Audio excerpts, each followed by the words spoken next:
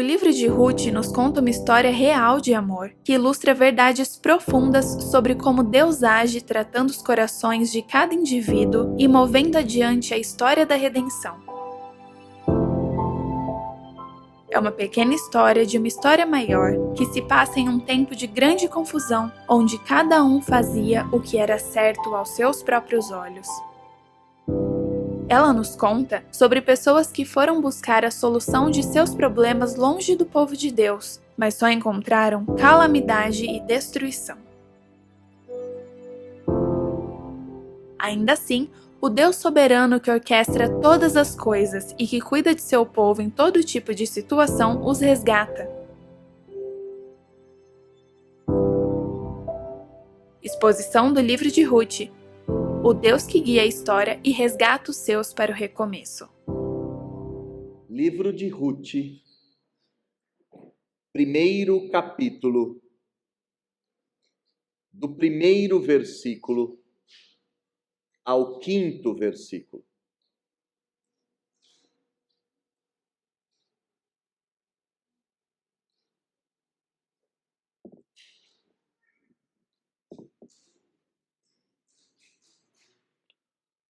Os irmãos acharam? Ok? Ruth 1, do primeiro ao quinto. O livro de Ruth se encontra na primeira parte da Escritura, logo depois do livro de Juízes. Versículo 1 nos diz: Nos dias em que julgavam os juízes, houve fome na terra. E um homem de Belém de Judá saiu a habitar na terra de Moabe com sua mulher e seus 2 filhos. Esse homem se chamava Elimeleque e sua mulher Noemi. Os filhos se chamavam Malom e Quilion, efrateus de Belém de Judá. Vieram à terra de Moabe e ficaram ali. Morreu Elimeleque, marido de Noemi, e ficou ela com seus 2 filhos, os quais casaram com mulheres moabitas. Era o nome de uma órfã e o nome da outra Ruth. E ficaram ali quase 10 anos. Morreram também ambos, Malom e Quilion, ficando assim a mulher desamparada de seus 2 filhos e de seu marido. Feche seus olhos, baixa sua fronte. Vamos orar mais uma vez. Deus, estamos diante da sua santa palavra. E diante da sua santa palavra, não há como nos escondermos, não há como nos omitirmos, e da mesma forma, não há como nos assenhorarmos, isto é, ninguém, nenhum homem, mulher, nenhuma pessoa nascida neste mundo é capaz de tomar a palavra em suas mãos e expô-la com aptidão natural. Só é possível que o homem exponha a sua palavra com fidelidade se ele antes disso se colocar como servo e o Senhor se assenhorar desse homem. Então eu lhe peço que o seu Espírito me tome em tuas mãos e me faça um servo útil, apesar das minhas falhas, apesar dos meus pecados.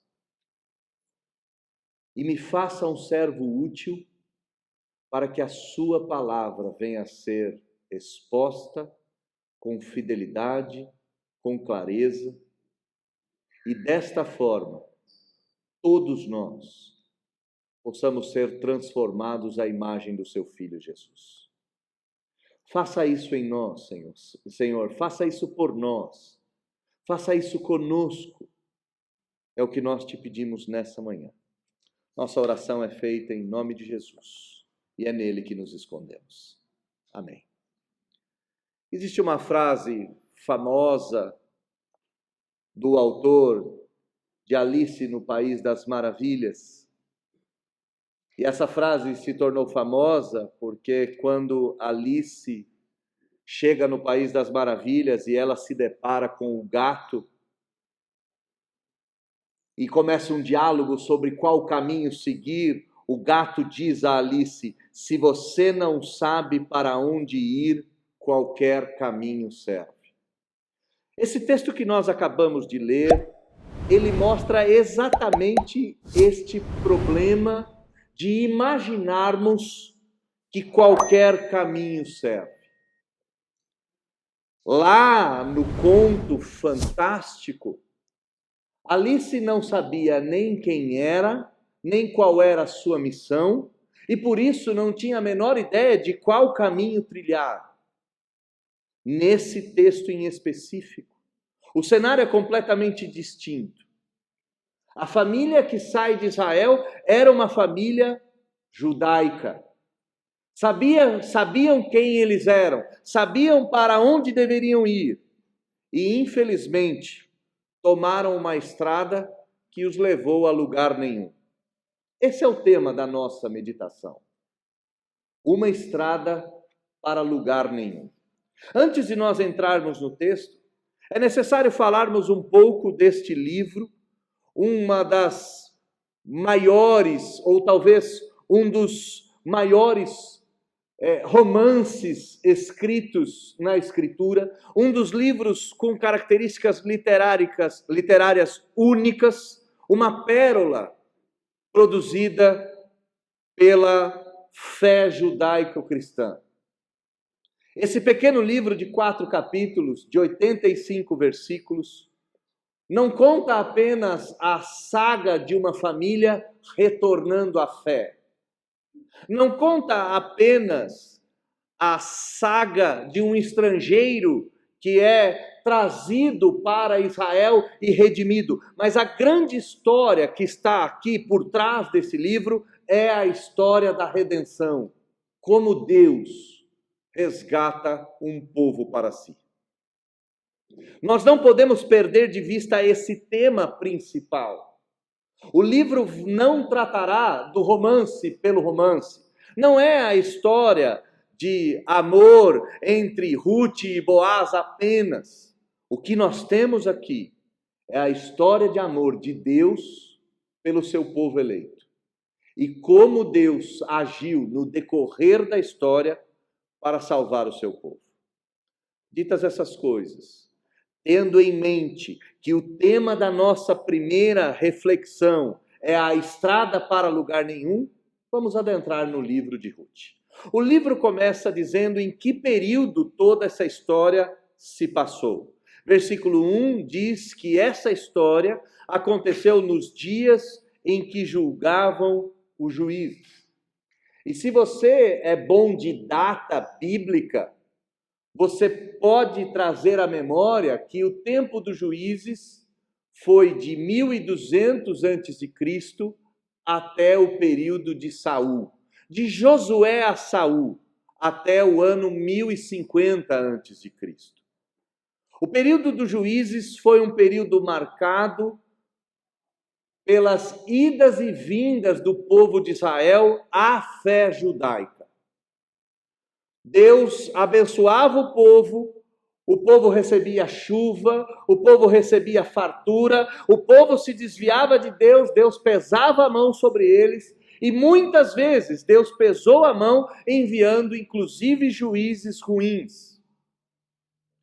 O que dizer do juiz, ou do pior dos juízes, que ficou conhecido pelo nome de Sansão?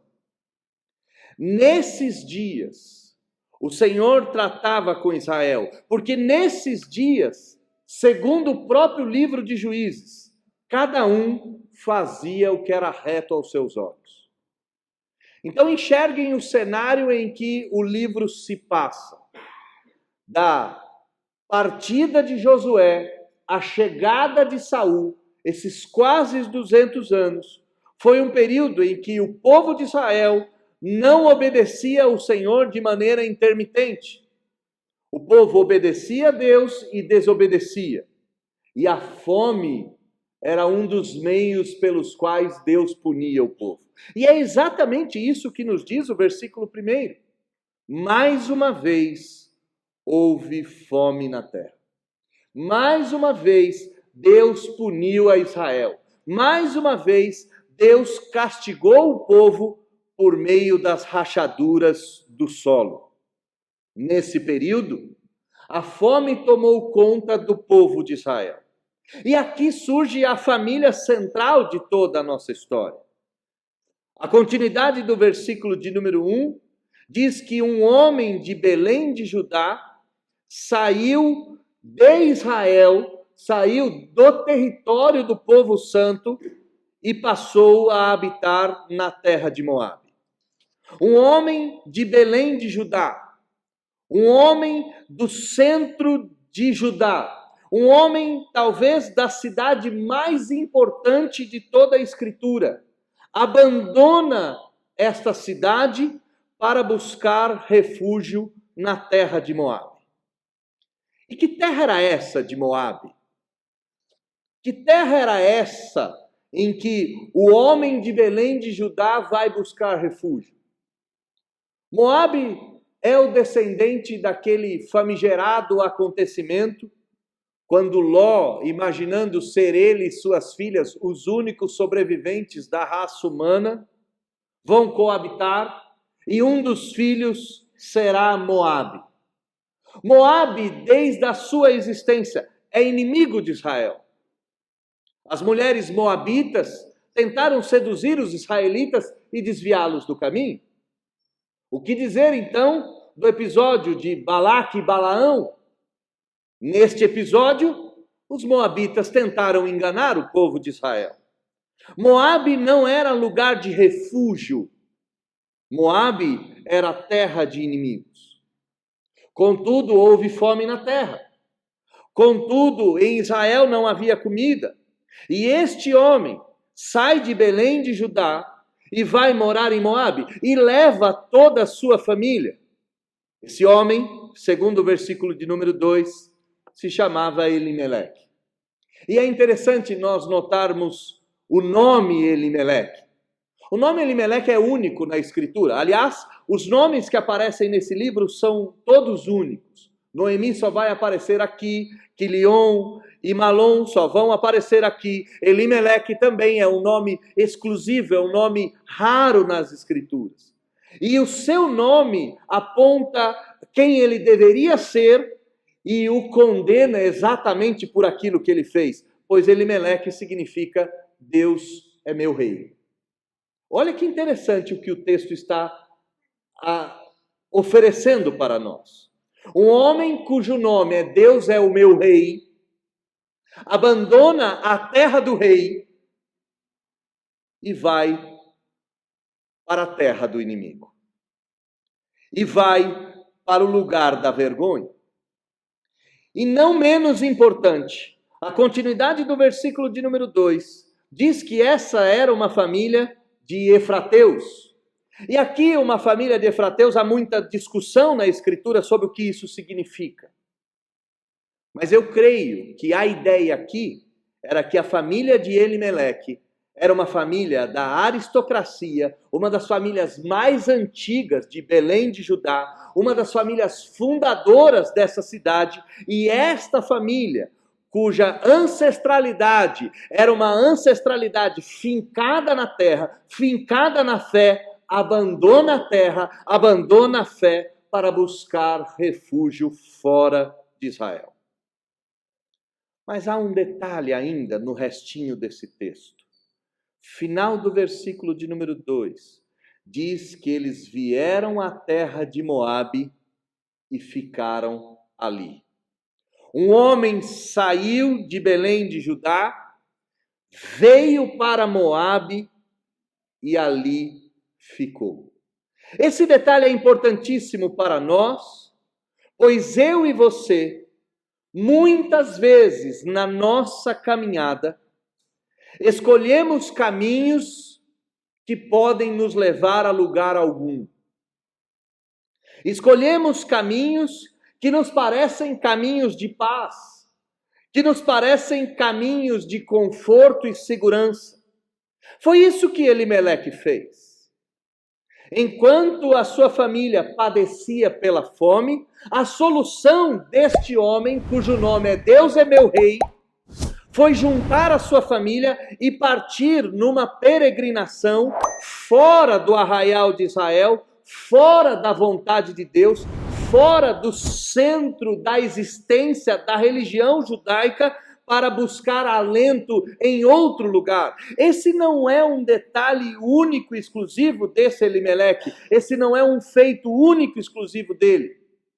Muitos personagens bíblicos agiram da mesma forma, e eu e você corremos o mesmo risco. O que dizer de Abraão e sua esposa buscando refúgio no Egito, ao invés de aguardar as promessas do Senhor Deus? O que dizer de muitos crentes que abandonam a igreja nos momentos de dificuldade a fim de buscar alento e refúgio lá fora? O que dizer dos crentes que, quando confrontados com a escassez, tomam a decisão de partir em busca de outros caminhos, na esperança de que nesses caminhos encontre solução? O grande perigo não é só essa busca, é que costumeiramente quem olha para fora da religião e da fé para buscar soluções costuma ali ficar e não mais voltar. É isso que o texto termina nos dizendo. Esse homem saiu, veio à terra de Moabe e ali ficou. O texto continua nos dizendo que nem sempre qualquer caminho serve.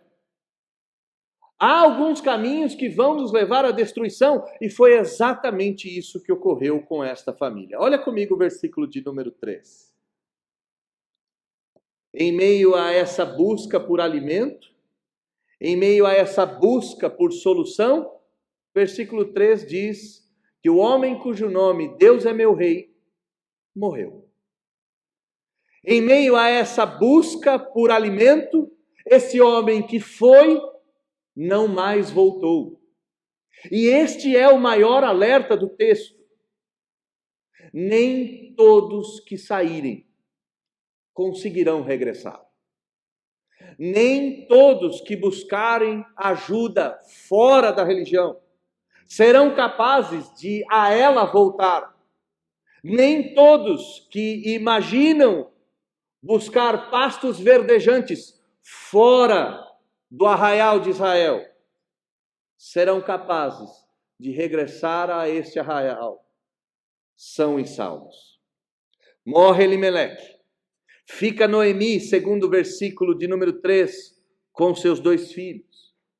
Mas o problema aumenta. É óbvio que aumenta. Quando o povo abandona a terra de Judá, quando o povo abandona a terra de Belém, cujo nome é Casa do Pão, cujo nome é Casa da Fartura, cujo nome é lugar onde as coisas sobram. Quando o povo abandona a casa de Israel e vai buscar alento fora de Israel, as coisas só se complicam. Diz o versículo 4, que os 2 filhos de Elimeleque e Noemi se casaram com mulheres moabitas. E qual é o problema aqui? O problema é que havia uma sentença bíblica clara, desde o tempo de Deuteronômio, contrária aos casamentos mistos. Irmãos, por que a Bíblia vai abominar o casamento misto? Por que a Bíblia não incentiva o casamento misto? Quais são os motivos pelos quais a Escritura não tem o casamento misto como uma possibilidade plausível? Ora, em primeiro lugar, porque do casamento dos santos é que viria o Redentor. O Redentor deveria ser aquele cuja descendência era pura e perfeita. Todo tipo de miscigenação atrapalharia o plano de Deus de redenção. Deus diz: vocês devem se casar entre si, porque a santa semente virá de ti. Em primeiro lugar, os aspectos redentivos envolviam pureza. A redenção envolvia pureza. Em segundo lugar, porque casamentos mistos são uma agressão a manutenção da religião. E nós não precisamos ir longe. Imagine uma moça crente casando com um homem espírita. Qual será a educação das crianças? Qual será a prática religiosa das crianças? Acreditar que o homem nasce e morre uma só vez e depois disso vem o juízo? Ou acreditar em processos múltiplos, reencarnatórios, sucessivos, sem fim? Ou imagina uma moça de uma fé reformada, ou um homem de uma fé reformada, se casando com uma moça de fé romana. Quem vai batizar as crianças? O padre ou o pastor? Ele fará a profissão de fé ou fará a crisma? Participará da ceia ou participará do sacrifício cruento que é a missa? A religião, ela é aviltada em casamentos mistos. E por fim, a família que não está embasada na fé e na esperança do Redentor tem uma nítida tendência de se fragmentar. Como é que a gente consegue enxergar isso? Ora, nos descendentes de Salomão. Uma família cujas mães eram de todas as religiões não foi capaz de manter a descendência, a religião e a esperança do Redentor por muito tempo. Logo depois de Salomão, o reino vai se dividir em dois e Israel vai entrar num turbilhão de sofrimento que só vai ter fim com a vinda do Redentor. Os homens se casam com moabitas, negando o Deuteronômio, descumprindo a ordem de Deus. E a punição é quase que imediata. O texto diz, no versículo de número 4, que eles ficaram ali por quase 10 anos. Nós podemos olhar para esse texto e pensar, Noemi poderia ter voltado para casa. Sim, ela tinha essa autoridade. Ela ficou com seus 2 filhos. Ela detinha autoridade sobre a sua família. Contudo, eles já eram tão moabitas, que se casaram com moabitas e ficaram ali por quase 10 anos. Irmãos, uma vez que nós saímos, voltar é uma das coisas mais difíceis que nós podemos enfrentar. E nesses quase 10 anos, aonde está a punição? Deus não deu filhos mistos para Quilion e Malom. Suas mulheres, Orfa e Ruth, não engravidaram nesse período de 10 anos. E é interessante que esse período de 10 anos é o período de expectativa comum para que Deus dê descendentes a Israel. Foi assim com Sara e Agar. Depois de 10 anos é que a escrava foi oferecida ao patriarca Abraão. 10 anos é o período de espera para enxergarmos se Deus vai abençoar a família ou não. Aqui está claro que o caminho de Elimeleque não foi o melhor caminho. O caminho de Elimeleque não foi um caminho que serviu à família, pois ele morre, seus filhos se casam com mulheres estrangeiras e não há descendência para essa família. E para piorar, versículo de número 5 diz que de uma hora para outra morreram também ambos, Malom e Quilion. Olha como o autor desse livro, e nós não sabemos quem escreveu esse livro, tá? Esse é um detalhe importante. Nós não sabemos nem quando ele foi escrito. Acredita-se que ele foi escrito talvez no final do reinado de Davi, quando Davi estava prestes a morrer, mas nós não temos como confirmar isso e nós não sabemos quem é o autor desse livro. Mas olha como o autor coloca dramaticidade no texto. Morre Elimeleque. Quais foram os motivos, as causas, como ele morreu? Não importa. O que importa é que a sentença chegou sobre Israel. E de repente, da mesma forma, morrem também Malom e Quilion. Sem detalhes, de forma inesperada. Morreram juntos? Morreram em guerra? Morreram voltando para casa? Não sabemos. O que o autor quer que nós saibamos é que a mulher ficou desamparada dos seus 2 filhos e do seu marido.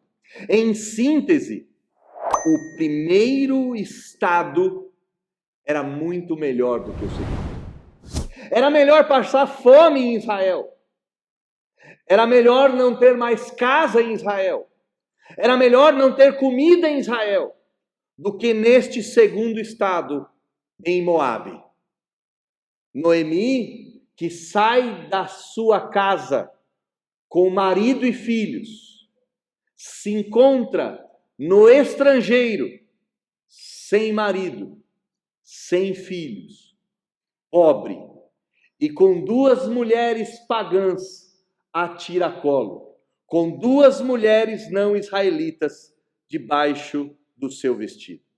É bem verdade, irmãos, que no nosso tempo a punição não vem tão rápida assim. Graças a Deus por isso. É bem verdade que os nossos pecados, eles não são sentenciados de forma tão rápida e de forma tão incisiva. Faz muito tempo que nós não ouvimos dizer de alguém que pecou e logo depois do pecado morreu. Contudo, a verdade de que todo pecado será punido é nítida e verdadeira para eles como para nós.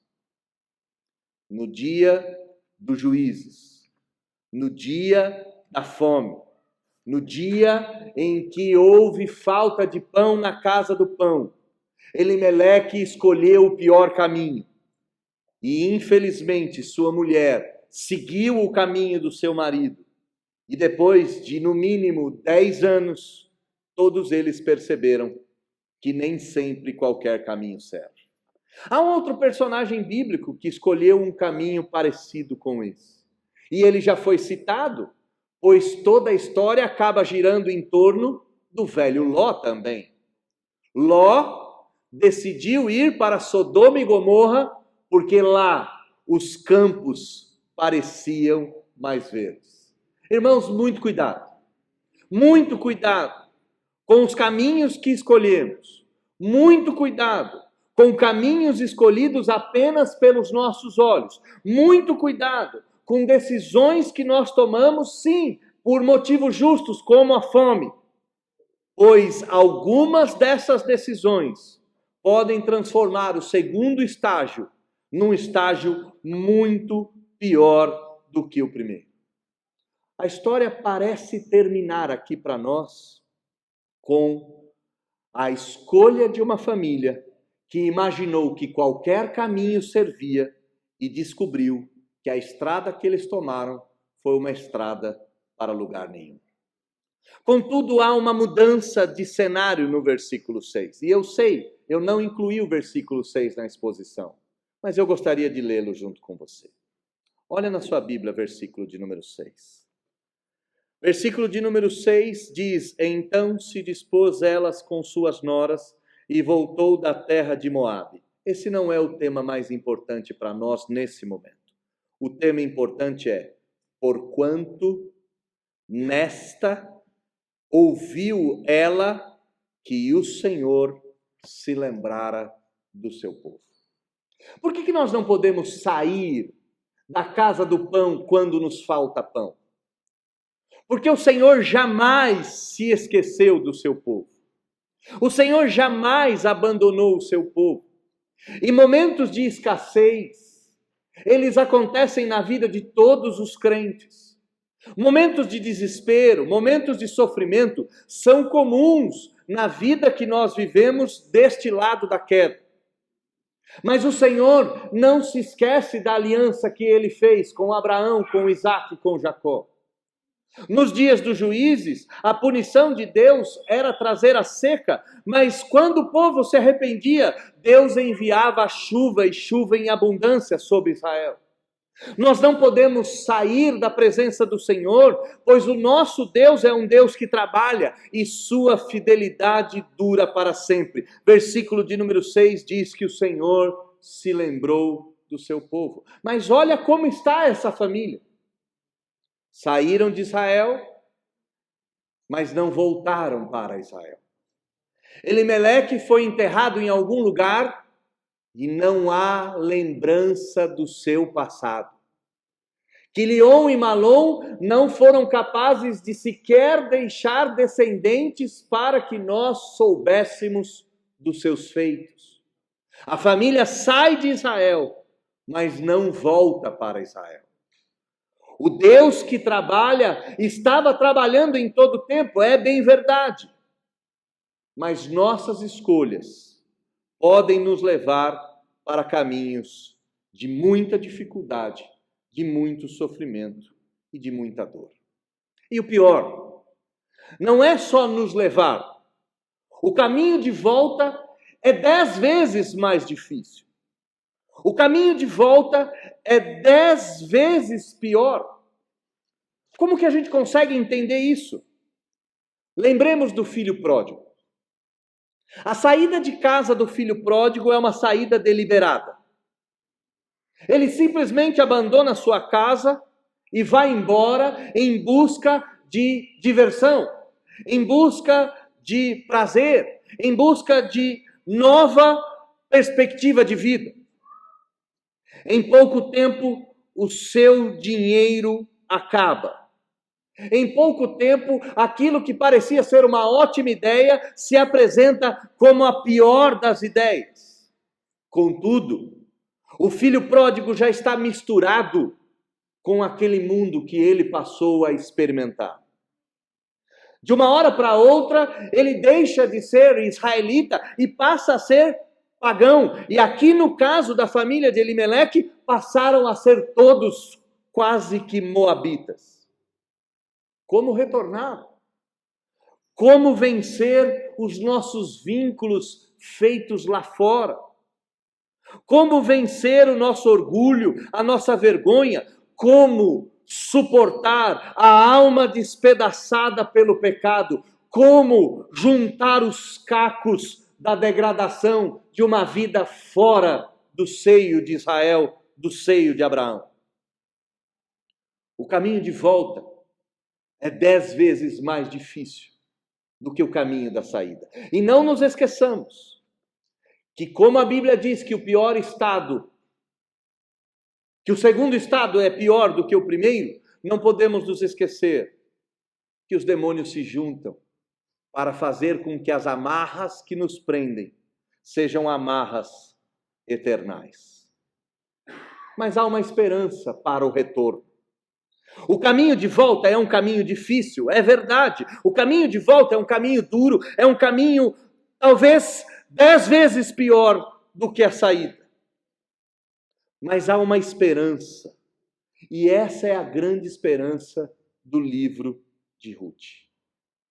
A esperança é que o Deus fiel é fiel em todo o tempo. E Deus não vai medir esforços, ou não vai deixar de trabalhar para trazer o seu povo de volta. Na história, as duas moabitas, que eram exatamente causa da punição de Deus, vão se transformar no caminho da redenção. O Senhor Deus é tão fiel ao seu povo e tão fiel à sua aliança, que Ele transformará Ruth numa mola propulsora para que toda essa história venha a ser redimida. Para nós enxergarmos bem essa história, nós temos que lembrar do pai do filho pródigo, que não ficou deitado numa rede à espera da volta do seu filho, mas todo final de tarde o esperava no portão. O Deus da Escritura é um Deus que age. E é um Deus que age para redimir os nossos erros, as nossas escolhas ruins, as nossas idas e vindas, os nossos elos e vínculos com aquilo que não deveríamos nos aliançar. E como que Deus faz isso?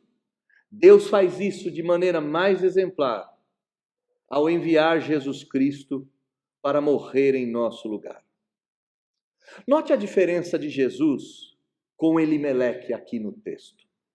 Elimeleque deixa o lugar da fome em busca das bênçãos em Moabe. Jesus deixa as glórias do céu em busca das misérias aqui da terra. Elimeleque e Noemi deixam a terra voluntariamente para tentar preservar, construir, restaurar o seu próprio reino. Escolhem Moabe porque os campos de Moabe parecem ser mais verdes do que os campos de Judá. Contudo, nos diz a Escritura que o Senhor Jesus abandona o seu trono de glória e vem até esse mundo para construir o reino de Deus no nosso meio.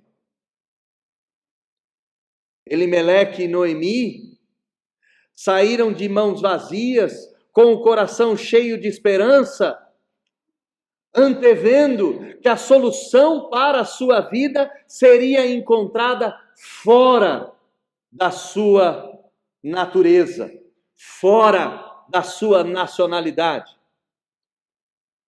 Jesus Cristo vem com suas mãos vazias, com o coração cheio de esperança, tendo absoluta certeza de que ele encontraria o caminho de salvação do seu povo, se misturando de forma umbilical com o seu povo e não se separando a ele. Elimeleque busca fora, o nosso Deus envia Jesus para o nosso meio. Elimeleque vai buscar campos seguros. A Bíblia nos diz que Jesus veio buscar uma cruz fria de pregos e parafusos enormes. Elimeleque e Noemi vão buscar conforto e segurança fora dos braços do Pai. Jesus Cristo vem buscar conforto e segurança no Pai para aqueles que há muito tempo já estavam fora da casa do Pai. Nem sempre todo caminho serve. Nem sempre. O melhor caminho aos nossos olhos é o caminho de salvação. Na maioria das vezes, a estrada que nós escolhemos a despeito da fé é a estrada para lugar nenhum, e por isso muito cuidado. E se nesta manhã você porventura é alguém que caminhou na estrada para lugar nenhum e está perdido, que há muitos anos não consegue voltar, as duas boas notícias já se foram dadas. Nosso Deus é Deus fiel, se lembra do pacto e te chama de volta. E esse Deus que te traz de volta por meio da cruz ensanguentada do seu Filho Jesus Cristo. Se você está na igreja e de repente a situação na igreja se tornou numa situação de escassez, de fome, de terra rachada, e você tem pensado seriamente em sair, e você tem pensado seriamente em buscar comida em outro lugar, cuidado. Pois é bem verdade que a misericórdia de Deus pode te trazer de volta, mas é bem verdade que as tuas escolhas podem ser definitivas e fatais. Foram fatais para Elimeleque, foram fatais para Quilion, foram fatais para Malom. Cuidado. Espera um pouco mais. Aguarda um pouco mais. Espera que Deus restaure a sorte de Israel e faça mais uma vez com que a casa do pão tenha abundância de pão. Aguarde. Porque Deus não se esquece do seu pacto e não se esqueceu em momento algum. Deus se lembra da aliança que Ele fez com os nossos antepassados. E tal aliança é inquebrável. Não se esqueça que o choro tem dia e hora para acabar. E a alegria sempre vem nas asas do sol da justiça e da estrela da manhã. O texto começa nos mostrando uma escolha ruim. O texto começa nos mostrando que uma família foi destruída. O texto começa nos mostrando que a morte, a fome e a escassez bateram na porta de todas essas pessoas. Mas o texto termina dizendo que Deus se lembrou do seu povo. Deus se lembrou da sua aliança. E mais uma vez trouxe pão à casa do pão. No nosso caso, isso é tão claro, tão nítido, tão evidente que Jesus Cristo leva o nome de Pão da Vida e logo depois do culto nós celebraremos a ceia experimentando do pão e do vinho, isto é, do corpo e do sangue do Senhor Jesus. O Senhor Deus jamais se esqueceu do seu pacto. Se você está fora, há esperança para voltar. Vai custar caro, mas é possível porque Jesus morreu em nosso lugar. Se está pensando em sair, não saia, pois a aliança de Deus permanece. E há esperança, pois o Deus fiel sempre trará pão na casa do pão. Nem sempre no tempo que nós achamos o correto, mas certamente no tempo que se faz necessário. A história começa assim, e daqui para frente nós veremos cenas dos próximos capítulos. E como Deus, que trouxe pão à casa do pão, trouxe vida à família destruída de Noemi, por meio do casamento de Ruth e de Boaz. Feche seus olhos, vamos orar.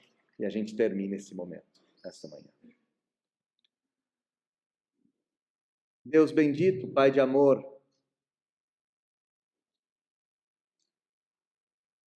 livra-nos do seu castigo. Essa é a primeira coisa. No dia dos juízes, houve fome sobre a terra, pois a mão do Senhor pesava sobre ela. Livra-nos do castigo da nossa desobediência. Livra-nos do castigo da nossa infidelidade. Livra-nos do castigo da nossa falta de firmeza no Senhor e na aliança que o Senhor Deus nos fez. Em segundo lugar, livra-nos de pensar que qualquer caminho serve. Não nos deixe tomar escolhas achando que em qualquer lugar vai dar certo. Moabe não é lugar de crente e nunca foi.